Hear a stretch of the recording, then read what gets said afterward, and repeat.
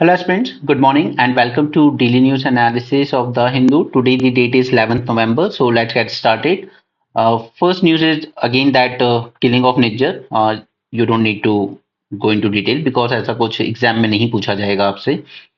Okay, then there is yes, there is slowdown in average Indian consumption जो कि हम लोगों ने इस बार जीएसटी का जो कलेक्शन है उसमें रिफ्लेक्ट जरूर हो रहा है वो due to higher tax rate right but the thing is कि अगर हम लास्ट दिवाली से कंपेयर करें इस दिवाली के कंजम्पशन तो उसमें काफी मैसिव फॉल देखा गया है ठीक है और ये सब चीजें होती हैं for various reasons like inflation this is the most important reason चीजें अगर महंगी होंगी तो मार्केट में उतनी डिमांड नहीं होगी एंड सेकंड इसका दूसरा और सबसे बड़ा रीजन होता है अनएम्प्लॉयमेंट अगर पब्लिक के हाथ में उतना पैसा नहीं जा रहा है नंबर ऑफ जॉब्स कम है और नंबर ऑफ ऑर्गेनाइज सेक्टर दोनों में एम्प्लॉयमेंट अगर कम हो रहा है तो पब्लिक के हाथ में उतना पैसा नहीं है डिमांड नहीं होगी but at the same time market में अगर मनी सप्लाई दिख भी रहा है लेकिन अगर वो आ रहा है in the form of inequality that is concentration of wealth ठीक है जो कि इंडिया में बहुत मैसिवली बढ़ रहा है पिछले कुछ टाइम से ना those people who are having this concentration of wealth they go for luxury products ठीक है they won't go for the mass products जो बेसिक्स हैं हर इंसान की लाइफ के ओके सो ये unemployment rising inequality and inflation ये तीन मेजर रीजंस हैं जिनकी वजह से आपके मार्केट में डिमांड कम होती है चाहे जीएसटी ज्यादा दिखे इट डजेंट मैटर ठीक है क्योंकि लग्जरी गुड्स पे ऑब्वियसली बात है 28% है वो ज्यादा दिख सकता है बट जो मास डिमांड है वो काफी कम है इस वक्त next is France is evaluating India Pinaka rocket system ये जो आप यहाँ पर देख रहे हैं रॉकेट सिस्टम ये है हमारे पिनाका और ये सबसे ज्यादा न्यूज में आए थे जब अजरबैजान और अर्मेनिया की लड़ाई चल रही थी तब अर्मेनिया ने इंडिया से इनको परचेज किया था राइट और अजरबैजान अर्मेनिया की लड़ाई आपको क्लियर होगी अजरबैजान उसको ऑलमोस्ट सभी मुस्लिम कंट्रीज ने सपोर्ट किया था अर्मेनिया क्रिश्चियन कंट्रीज ने उसको बैक किया था बट अगेन फिर भी वो हार गया ओके फिर दूसरा अजरबैजान में एक और इम्पोर्टेंट चीज देखी गई कि पाकिस्तान के मिलिट्री एक्सपर्ट से लेकर तालिबान के फाइटर्स तक काफी सारे इंगेज थे वहां पर ठीक है टर्की ईरान ने भी इनडायरेक्टली सपोर्ट दिया था अजरबैजान को अर्मेनिया दो सेंटो ट्रीटी में आता है रशिया का काम था उसको डिफीट करना बट फिर भी वो अर्मेनिया का साथ देने नहीं आया due to its own engagement somewhere else तब इंडिया ने पिनाका रॉकेट मिसाइल को सेल किया था तो इसको आप रिलेट कर सकते हैं हमारे डिफेंस एक्सपोर्ट जो हमने अपने सामने टारगेट रखा है कि हमें अपने डिफेंस एक्सपोर्ट बढ़ाने तो अर्मेनिया एक था जिसने हमारा पिनाका रॉकेट सिस्टम परचेज किया था दूसरा अब फ्रांस भी इसको स्टडी कर रहा है एवेलुएट कर रहा है वो भी शायद इसको परचेज कर सकता है इसके अलावा सबसे अच्छे अगर हमारे कोई बायर रहे तो वो फिलीपींस एंड वियतनाम इन दोनों ने BrahMos missile as well as Tejas को परचेज करने में इंटरेस्ट दिखाया था ओके ये कुछ बड़े बड़े लेवल के मिलिट्री डील्स है बाकी छोटे मोटे लेवल पे तो हम लोग अपने नेबर्स के साथ करते रहते हैं France is considering India's Pinaka multi-barrel rocket launch system. Armenia became the first export customer for indigenously developed Pinaka with interest expressed by several countries in this system.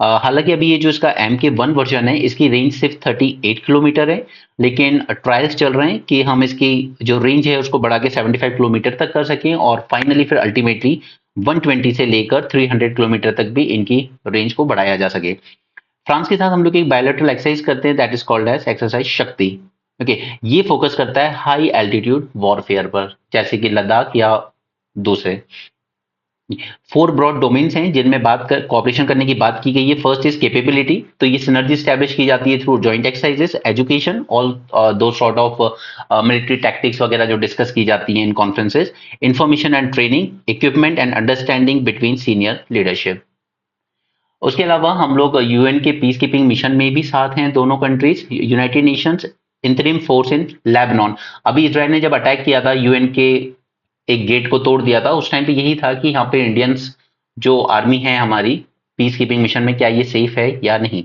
Okay so India has 903 troops under this mission in Lebanon and France has 665 troops and we are also in advanced stages of negotiation for 26 Rafale AIM fighter jets and 3 additional Scorpion class conventional submarine जिसे हम लोग project 75 और project 75 आई के नाम से जानते हैं ठीक है ये मैंने आपके साथ पहले डिस्कस किया हुआ है बाकी अल्टीमेटली हमें क्या करना है ये बायर सेलर रिलेशनशिप से मूव करके कहाँ जाना है को डिजाइन एंड को development of a jet engine for India's advance medium combat aircraft that is under development that is Tejas ठीक है क्योंकि उसका इंजन ही सबसे इंपॉर्टेंट है और ये हमने यूएसए के साथ डील तो साइन की बट अभी तक वो मटेरियलाइज हो नहीं पाई है फॉर वेरियस रीजंस चलिए आगे चलते हैं। इलेक्शन का माहौल है तो इसमें कुछ नहीं। अब ये जो मैं आपको कहा था कि विमेन को वोट बैंक बनाने की जो कोशिश की जा रही है उसी वजह से, ठीक है, क्योंकि आपने अपना काफी सारा पैसा दूसरी जगह लगा दिया, इसलिए आपको जहां पर एग्जैक्टली गवर्नमेंट को कैपिटल में इन्वेस्ट करना चाहिए वो उतना नहीं कर रही है, स्पेशली स्टेट गवर्नमेंट। क्योंकि स्टेट्स में इलेक्शन जीतने हैं तो लड़कियों को ही वोट बैंक बनाया जा रहा है। कोई लड़की बहन ला रहा है 2100 रुपए देंगे हम हर मंथली, कोई यहाँ पर 3000 रुपए देने की बात कर रहा है, फ्री बस राइड दी जा रही है एंड ऑल दोस थिंग्स। एक पार्टी बात करती है कास्ट सेंसस की, उनका ये मानना है कि हमारे पास एक प्रॉपर सर्वे होना चाहिए, एक कास्ट सेंसस, उसके बेनिफिट प्रॉस एंड कॉन्स दोनों हमने पहले डिस्कस किए हुए हैं। और उसी को काउंटर करने के लिए दूसरी पार्टी कह रही है कि कास्ट छोड़िए, हम स्किल सेंसस कराते हैं। बट दिस स्किल सेंसस की बातें सीम्स मोर लाइक एक लप्पा ज्यादा लगता है। ओके, इतना ज्यादा उसका सेंस नहीं बनता, बिकॉज स्किल्स में आप स्किल्स के नाम पे आपने किया कुछ नहीं है। ठीक है, हमारे यहाँ स्किल कितनी अच्छी है वो इंडस्ट्रीज खुद बताती हैं कि हमारे यहाँ जो ग्रेजुएट्स भी हैं उनको हमें ऑलमोस्ट जीरो लेवल से ट्रेन करना पड़ता है। इनका जो एजुकेशन है वो किसी काम का नहीं है, जो स्किल है वो सिर्फ सर्टिफिकेशन दे दिया जा रहा है, बट उसमें कोई क्वालिटी नहीं दिख रही है। ओके, एनीवे, हमने आपके साथ डिस्कस किया था फैक्ट चेक यूनिट, जिसको बॉम्बे हाई कोर्ट ने अनकॉन्स्टिट्यूशनल डिक्लेयर कर दिया था। तो पार्लियामेंट्री पैनल स्टडी करेगा कि फिर क्या मैकेनिज्म फॉलो किया जाए to curb the fake news post court verdict. Court ने इसको अनकॉन्स्टिट्यूशनल डिक्लेयर कर दिया। इंटरमीडिएट गाइडलाइंस की जो अमेंडमेंट हुई थी 2023 में, मैंने आपके साथ सारे अमेंडमेंट डिस्कस किए थे since information technology act 2000, okay, पुराने डिस्कशन में। तो यहाँ पर अब फैक्ट चेक यूनिट तो चला गया, तो फिर फेक न्यूज को कौन एग्जामिन करेगा? देखिए, पीआईबी के पास अपना खुद का एक मैकेनिज्म है जिसमें वो ये चीज चेक तो करता है, लेकिन इसके बाद किसी भी तरह की पनिशमेंट इंपोज नहीं कर सकता वो। ठीक है, तो पीआईबी के पास you can say that half hearted power है, बट पूरी नहीं।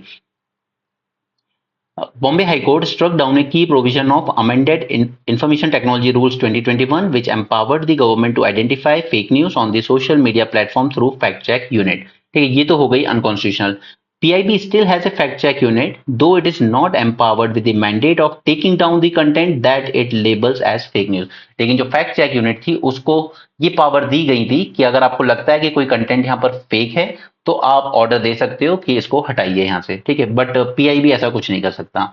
The amendment expanded the general term fake news to include government business, और इसको अनकॉन्स्टिट्यूशनल डिक्लेयर करने पे यही सबसे बड़ी कंट्रोवर्सी थी, गवर्नमेंट बिजनेस। यानी कि अगर गवर्नमेंट की किसी चीज को क्रिटिसाइज भी किया जाए तो आप उसको टैग कर सकते हो कि हाँ ये तो फेक न्यूज है, ऐसा कुछ नहीं हुआ, और फिर आपको मटेरियल हटाना होगा। अभी डिसाइड कौन करेगा कि ये न्यूज फेक है या नहीं? तो वो गवर्नमेंट खुद ही डिसाइड करेगी। ठीक है, जैसे अग्निवीर को लेके काफी सारी बातें की गई, कॉन्स्टिट्यूशन बदल दिया जाएगा अगर 400 सीट आ गई, उस पर बात की गई। But at the same time कई ऐसे जेन्युइन चीजें भी हैं कि अग्निवीर में हाँ कुछ चीजें प्रॉब्लम है। ठीक है, बट उनको उन पे भी अगर डिस्कशन किया जाता है, अब एक वीडियो अगर बनाया जाए अग्निवीर स्कीम को डिस्कस करने के लिए, उसमें कुछ पॉइंट्स ऐसे भी आ जाए जो गवर्नमेंट कहे कि नहीं ऐसा कुछ नहीं होगा। क्योंकि अल्टीमेटली आप जब इस तरह के इश्यूज डिस्कस करते हो तो आप क्या डिस्कस करते हो? उनका इम्पैक्ट, दैट मीन्स फ्यूचर में उनका ऐसा इम्पैक्ट हो सकता है। बट गवर्नमेंट क्या कहेगी? नहीं ऐसा इम्पैक्ट नहीं होगा। बट किसने देखा फ्यूचर? ठीक है, कल को जो नेपाली गोरखास 4 साल सर्व करके जाएंगे, कल को अगर ये किसी और कंट्री की तरफ से फाइट कर रहे हैं जो इंडिया की ही एनिमी है, तो फिर आप क्या कर लोगे? ठीक है, तो ये तो फ्यूचरिस्टिक इम्पैक्ट है, इनको ना तो आप सही मान सकते हो ना गलत मान सकते हो पूरी तरीके से। लेकिन गवर्नमेंट इसको कहेगी कि नहीं ये ऐसे इम्पैक्ट कुछ नहीं होंगे, ये सब कंसर्न्स बेकार है, ये फेक न्यूज है, स्प्रेड की जा रही है, हम इस कंटेंट को टेक डाउन करते हैं। राइट, ओके, चलिए आगे चलते हैं। फैक्ट चेक यूनिट में डिस्कस कर चुका हूँ, इंटरमीडिएट गाइडलाइंस भी डिस्कस कर चुका हूँ, इन्फॉर्मेशन टेक्नोलॉजी एक्ट 2000 भी हम डिस्कस कर चुके हैं, इसलिए I am not going to that. Revision series में दोबारा से डिस्कस होंगे, बट अभी यहाँ नहीं होंगे दोबारा।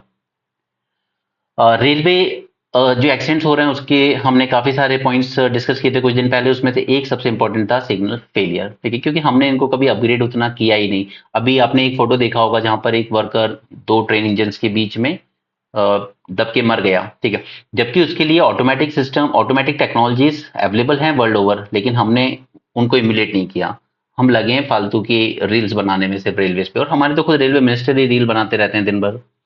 Anyway, Sanjiv Khanna to be sworn as 51st chief justice of India today. Chandrachud ji retire हो रहे हैं और ये बनेंगे अब 51st।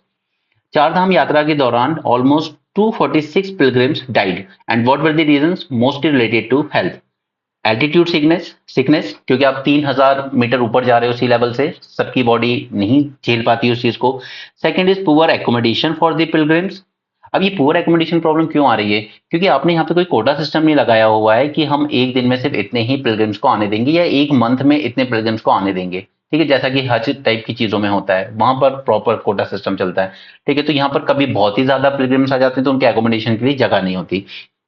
Congestion on trials and at the temple, harsh weather and absence of proper health screening. अब जो लोग ऊपर जा रहे हैं उनकी हेल्थ की स्क्रीनिंग भी नहीं की जा रही है नीचे, कि ऊपर जाकर जब ऑक्सीजन का लेवल कम होगा तो आपकी बॉडी वो फेस कर पाएगी या नहीं, और इसी वजह से 246 लोगों की करीब इसमें जान चली गई।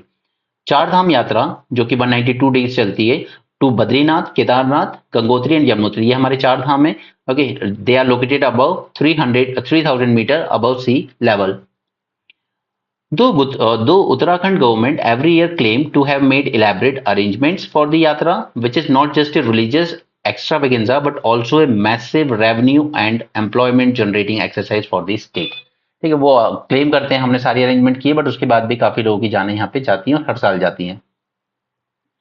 यहाँ पे असम में एक तरीके की चीजें इन्होंने शुरू की जिसमें दो चीजें इंपॉर्टेंट है, एक तो child labour and child marriage. ठीक है, चाइल्ड लेबर पे मैं पहले बात कर चुका हूँ, इसके दो कन्वेंशन भी थे आईएलओ में जो इंडिया ने अभी ज्वाइन किए हैं 1-2 साल पहले ही। ठीक है, और चाइल्ड मैरिज को लेकर हमने असम में जब ये लॉ बनाया गया था और काफी लोगों को अरेस्ट किया गया था तब हमने ये दोनों इश्यूज डिस्कस किए हुए हैं। ठीक है, काफी टाइम हो चुका है तो मैं डायरेक्टली टेलीग्राम चैनल पे पोस्ट डाल दूंगा इन दोनों चीजों पर, और चाइल्ड लेबर को लेकर कुछ पॉइंट्स एंड चाइल्ड मैरिज को लेकर कुछ पॉइंट्स। ठीक है, इसमें हम दोबारा डिस्कस नहीं करेंगे। Next is monkey pox. इसे हमने कुछ टाइम पहले डिस्कस किया था लेकिन यहाँ पे एक बार देख लेते हैं क्योंकि इसके दो वेरिएंट्स हैं 1 एंड 2। ठीक है, क्लैड 1 एंड क्लैड 2, और फिर इनके भी अपने दो वेरिएंट्स हैं। तो इसको लेकर कुछ न्यूज है क्योंकि अब ये देखा गया है कि ये ह्यूमन टू ह्यूमन ट्रांसमिशन भी यहाँ पे देखने को मिल रहा है।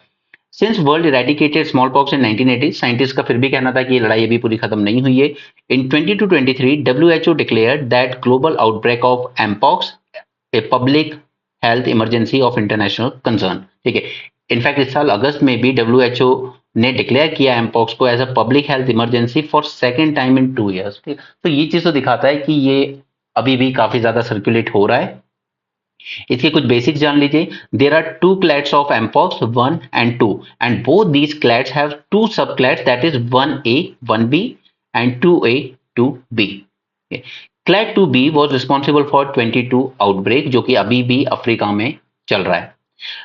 ठीक है, that is clad 2B and clad 1B it was discovered toward the end of 2023 is the primary cause of infection in the Central Africa।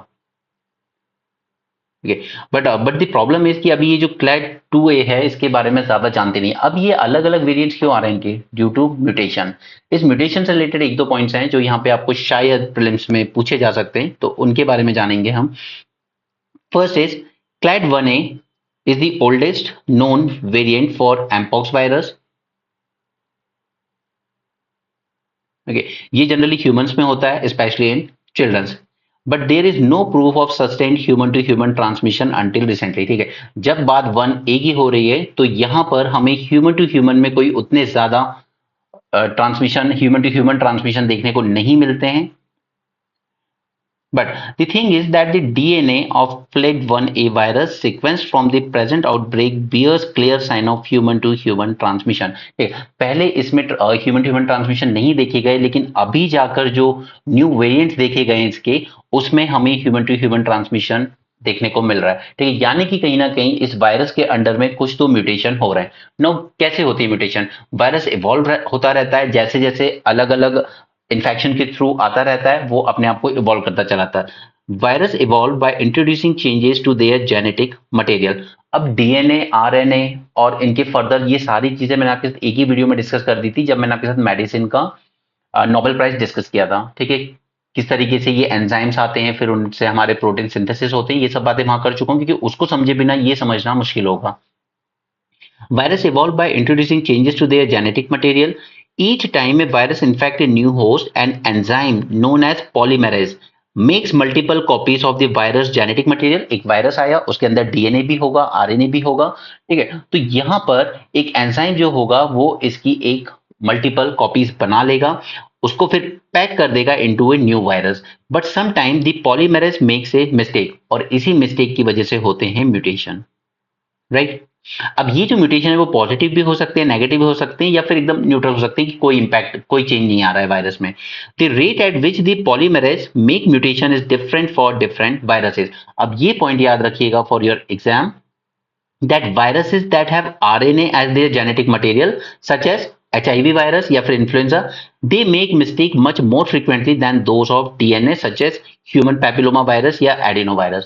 Okay, वो वायरस जिनमें RNA होगा वो ज्यादा जल्दी म्यूटेट होते हैं एज कंपेयर टू वो virus जिनके अंदर DNA है. Okay, this error rate is even lower in some DNA virus. अब अगर हम विद इन वायरस भी कैटेगराइज कर लें तो उसमें भी कुछ वायरस ऐसे होते हैं जिनमें ये चेंजेस और भी ज्यादा स्लो होते हैं. ठीक है, स्लो तो है ही बट और भी ज्यादा स्लो होते हैं, सच एज पॉक्स फैमिली जिसपे ये आर्टिकल बेस्ड है. ठीक है, because they have an error correction mechanism built in, जिसे हम लोग कहते हैं प्रूफ रीडिंग. ओके, तो ये वाले जो वायरस होते हैं उनके अंदर जो डीएनए है उसमें कुछ ऐसे भी वायरस होंगे जिनके अंदर ऑटोमेटिकली पहले से ये मैकेनिज्म होता है और उस वजह से वो अपने आप को सेल्फ करेक्ट कर लेते हैं. ठीक है, दूसरा, however these viral polymerase are not the only source of mistake in virus genetic material. ठीक है, कई बार और भी, अभी इतना डिटेल में जाने की जरूरत नहीं है, जैसे apolipoprotein B mRNA editing enzyme, इनकी वजह से भी ये म्यूटेशन हो सकते हैं, बट मोस्टली ये जो पॉलीमेरेज थे इन्हीं की वजह से हो रहा था. हालांकि ये अकेले रिस्पॉन्सिबल नहीं है, इसके अलावा और भी इस तरह की चीजें हैं जिनकी वजह से ये हो सकता है. ओके, नेक्स्ट हम लोग चलते हैं ग्लूटेन पे.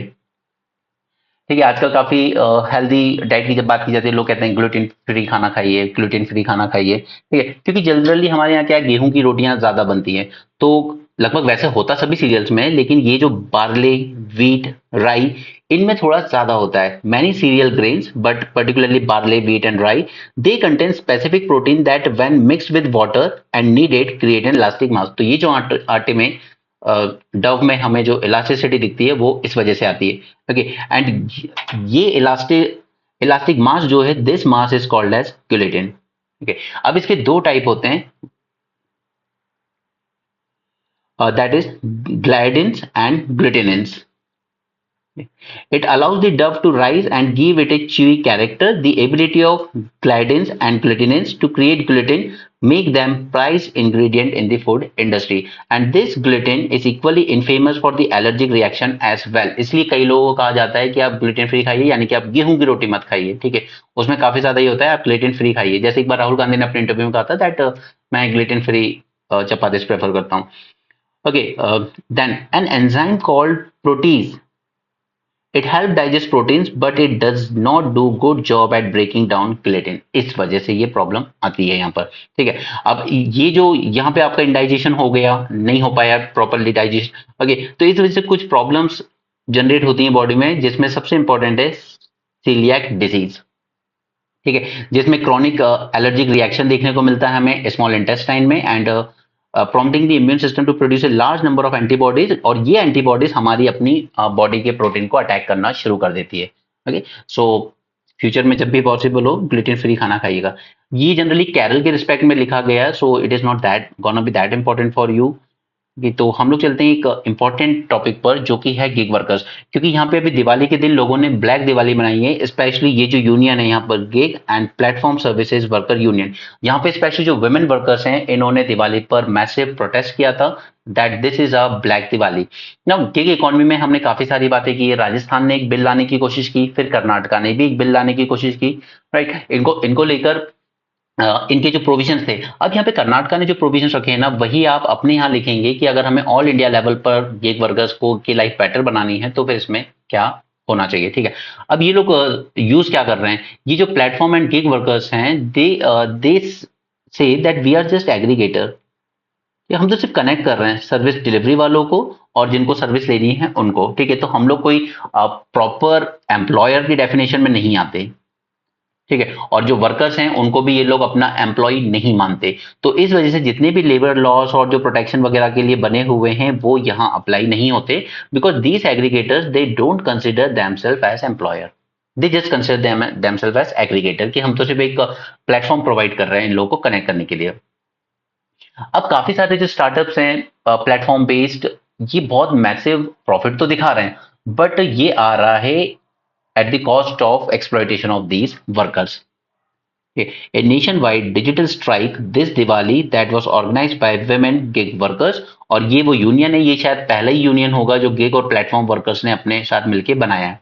This is India first union that is dedicated primarily to women gig workers, क्योंकि सब परेशान है इनके exploitative and abusive labour practices पे। अब देखिए यहाँ पे सबसे ज्यादा प्रॉब्लम क्या थी, एक तो चलता है इनका रेटिंग सिस्टम। ठीक है, अगर डिलीवरी बॉय है तो आपकी डिलीवरी सर्विस पसंद आई या नहीं, ठीक है, या अगर आप खाना बना ही रहे हो तो आपका उसको रेटिंग कितना मिला है खाने को, उस पर डिपेंड करता है। अब रेटिंग की वजह से क्या होता है कि आपने इंसान को एक नंबर्स पे डिपेंड कर दिया कि आपकी जैसी सर्विस होगी उस हिसाब से हम आपका पेट डिसाइड करेंगे। उसके बाद दूसरा है कि बहुत ही ऑलमोस्ट अनअचीवेबल टारगेट्स दिए जाते हैं यहाँ पर। This is second problem. And third one is कि ये इस तरीके के एल्गोरिदम्स है जिनमें बिल्कुल ट्रांसपेरेंसी नहीं है, सामने वाले को कोई अवेयरनेस नहीं है कि किस हिसाब से मेरा शेयर डिसाइड हो रहा है। ठीक है, तो ये जो एल्गोरिदम्स जिस पे ये वर्क कर रहे हैं प्लेटफॉर्म, इसमें किसी भी तरह के ट्रांसपेरेंसी देखने को नहीं मिलती है, और इन तीनों वजह से वर्कर का एक्सप्लॉयटेशन बहुत ज्यादा होता है यहाँ पर। ठीक है, आप लोग जनरली देखेंगे फेस्टिव सीजन के टाइम काफी डिस्काउंट दिए जाते हैं, ऑफर्स दिए जाते हैं, बट ये सब आते हैं at the expense of their wage and are result of near slavery like working condition. ठीक है, अब यहाँ पे प्लेटफॉर्म वर्कर्स नैरेटिव क्या देती हैं कि young people are finding employment through these unicorn startups. ठीक है, और काफी एक्सपेंशन भी हुआ है इनका, but the thing is that इनका expansion is fuelled by exploitation of platform based gig workers, venture capital firms जो इनमें इन्वेस्ट करते रहते हैं money with no requirement of sustainable profit model, और कई सारे जो स्टार्टअप्स हैं वो फ्लॉप भी हो जाते हैं ओवर द टाइम। हमारी जो इनफॉर्मल इकोनॉमी वर्कर्स है they contribute over 60% of India's GDP. Informal workers, इनके पास किसी भी तरह की सेफ्टी नेट नहीं है। तो यहाँ पे विमेन वर्कर्स ने इस ऑस्पिशियस डे को चूज किया कि हम मनाएंगे आज ब्लैक दिवाली, क्योंकि ओवर द ईयर भी अगर हम देखें सिंस 1900, तो बहुत लंबी लड़ाई रही है लेबर की अपने राइट्स को लेकर। ठीक है, उन्होंने एक सिक्योर डिग्निफाइड एम्प्लॉयमेंट अचीव किया। ठीक है, एक रेगुलेशन बनाने की कोशिश की कंपनीज पर, जो कि बनाया गया अलग अलग लॉस में, labour laws, companies act. But ये जो प्लेटफॉर्म कंपनीज हैं इनके लिए कोई लॉ नहीं बनाया, ना तो अभी तक नेशनल लेवल पे बनाया गया है और ना ही स्टेट लेवल पर। राजस्थान ने अटेम्प्ट किया, बाद में सरकार बदल गई, वो ठंडे बस्ते में चला गया। कर्नाटक सरकार ने अपने यहाँ बनाया है, बट अभी तक इतना कोई ज्यादा अच्छे से इंप्लीमेंट हुआ नहीं, और उसमें भी काफी सारी कमियां हैं। ओके, तो अब यहाँ पर हम लोग जान लेते हैं कि अगर आपको इसके सजेशन लिखने होंगे वे फॉरवर्ड में, तो what could be your answer. Just second, and यहाँ पे कुछ भी आपको मन से लिखने की जरूरत नहीं है, जैसा आपने कर्नाटका के बिल में जो प्रोविजंस पढ़े हैं वही प्रोविजंस आपको यहाँ पर लिखने की जरूरत है।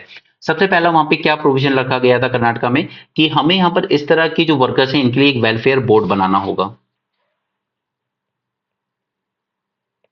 Right, this is first thing, जो ओवरसी करेगा इनके रजिस्ट्रेशन को।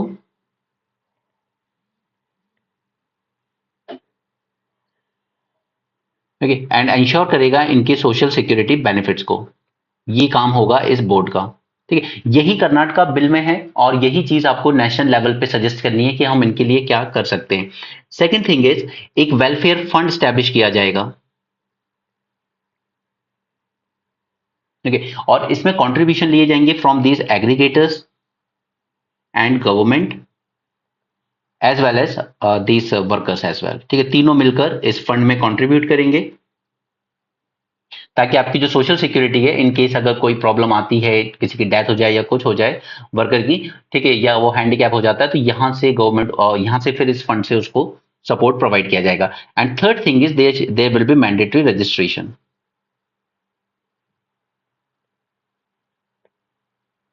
ये जितने भी एग्रीगेट प्लेटफॉर्म चल रहे होंगे, इनको मैंडेटरीली खुद को रजिस्टर करना होगा बोर्ड के साथ, और उसके साथ साथ इसको पूरा डेटा सबमिट करना होगा अपने वर्कर्स का, कि आपके यहाँ कितने वर्कर्स काम कर रहे हैं, और एवरी 60 डेज आपको बताना होगा कि कितने पुराने वाले जा चुके हैं, नए वालों ने ज्वाइन किया है। तो ये एटलीस्ट उनको एक विजिबिलिटी देगा वर्कर्स को कि ये लोग कहीं पर काम करते हैं।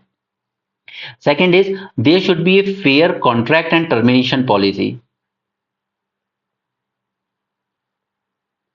ऐसा नहीं कि आपने किसी भी दिन उठा के कह दिया कि बस अब आपकी जरूरत नहीं है, आप जा सकते हैं। It's not like that. Okay, क्योंकि कई बार इंसान ये सोचता है कि मेरी मंथली इनकम इतनी है, तो मैं ऐसा लोन ले लेता हूँ जिसमें हर मंथ ईएमआई इतनी आएगी, देन सडनली आप किसी दिन आपके पास मैसेज आता है कि अब आपका कॉन्ट्रैक्ट टर्मिनेट कर दिया गया है। तो no, it should not be unfair, but there should be a proper fair contract and termination policy. और यहाँ भी आपको, जैसे पहले, जैसे इंडस्ट्रीज में प्रोटेक्शन दी जाती है वर्कर्स को, आपको 14 डेज का नोटिस देना होगा वर्कर को कि 14 डेज बाद आपकी जॉब टर्मिनेट कर दी जाएगी।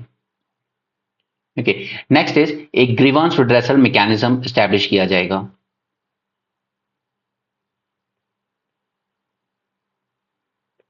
ओके। और ये उन सभी कंपनीज को करना होगा जहां पे एटलीस्ट 50 वर्कर्स से ज्यादा काम कर रहे हैं। ओके, इंटरनल मैकेनिज्म होना चाहिए ताकि उनको जो भी प्रॉब्लम वो वहां पे आपके सामने फाइल कर सकें। इसके अलावा एक वेब पोर्टल भी बनाया जाएगा ताकि आप अपनी ग्रीवांस अगर इंटरनली एड्रेस नहीं किए जा रहे हैं बाय द एग्रीगेटर, तो फिर आप इस वेब पोर्टल पर भी अपने ग्रीवांसेस को रजिस्टर करके, एक गवर्नमेंट ऑफिसर होगा वहां पर, उसके थ्रू एड्रेस कर सकते हैं उसको। Sixth sixth important provision was there should be transparency in work allocation. ठीक है, ऐसे आप अनअचीवेबल टारगेट्स नहीं देंगे, आपको एक ट्रांसपेरेंसी मेंशन करनी होगी और आप परफॉर्मेंस किस बेसिस पर असेस कर रहे हो उसकी।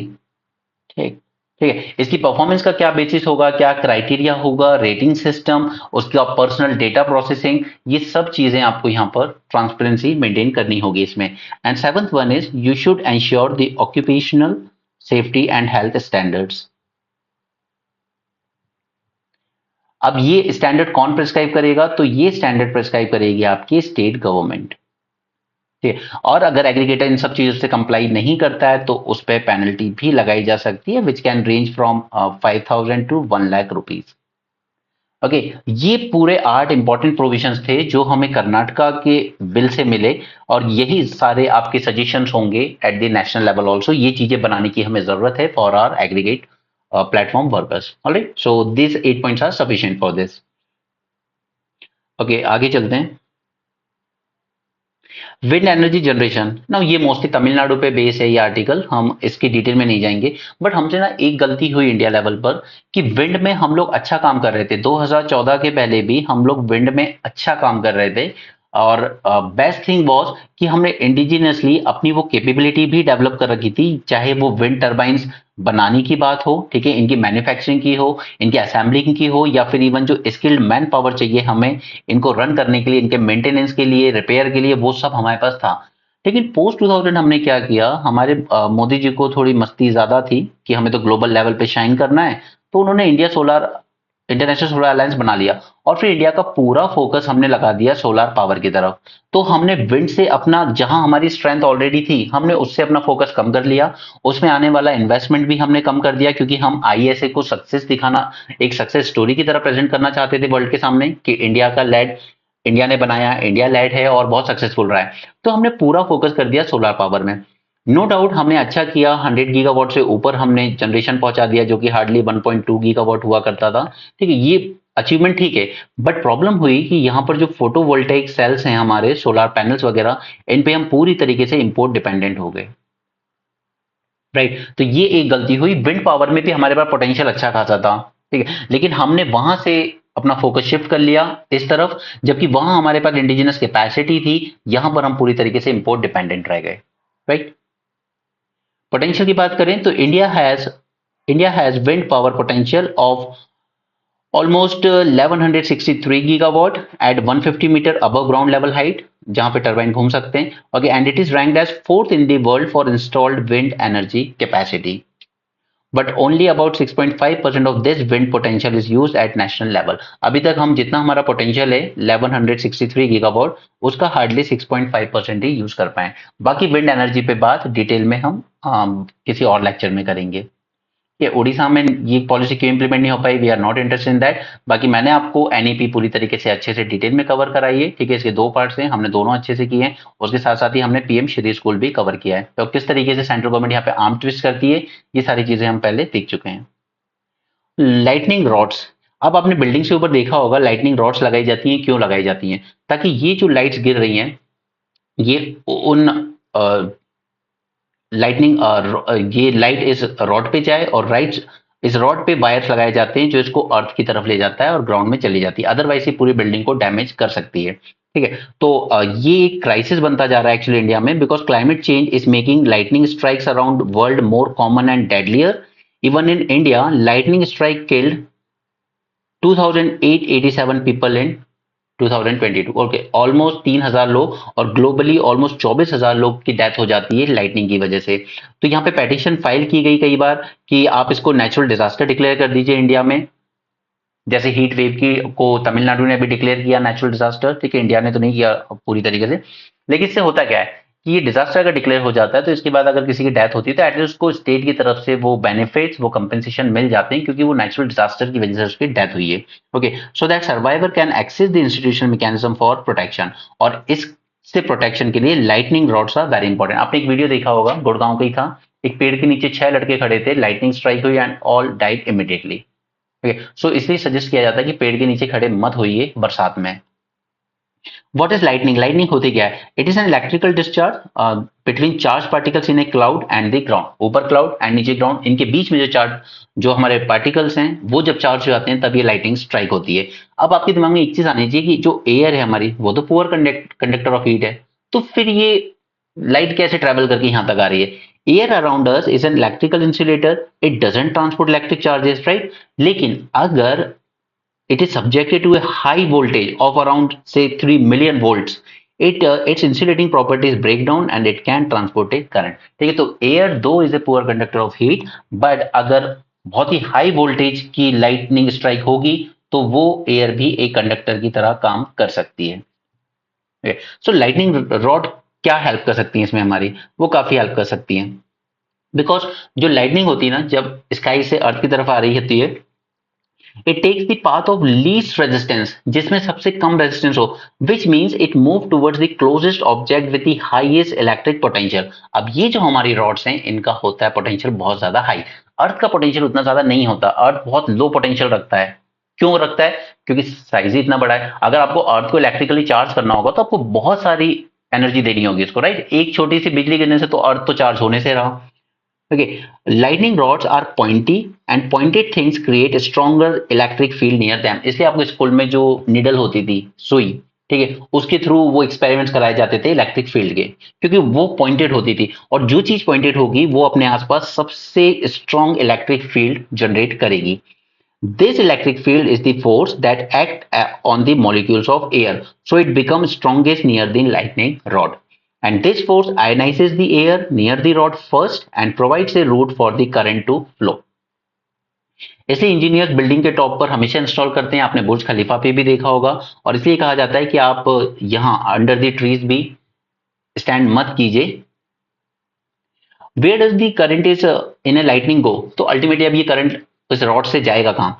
Heat energy always flow from warmer object to the cooler object. Similarly, तो हीट की तरह ये जो इलेक्ट्रिक करंट भी होती है, it flows from a place with higher electric potential to a place with lower electric potential.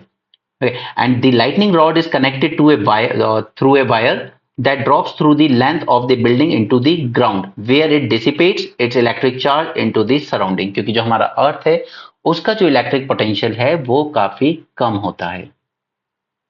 Okay, we have abundant source of lower electric potential such as the earth।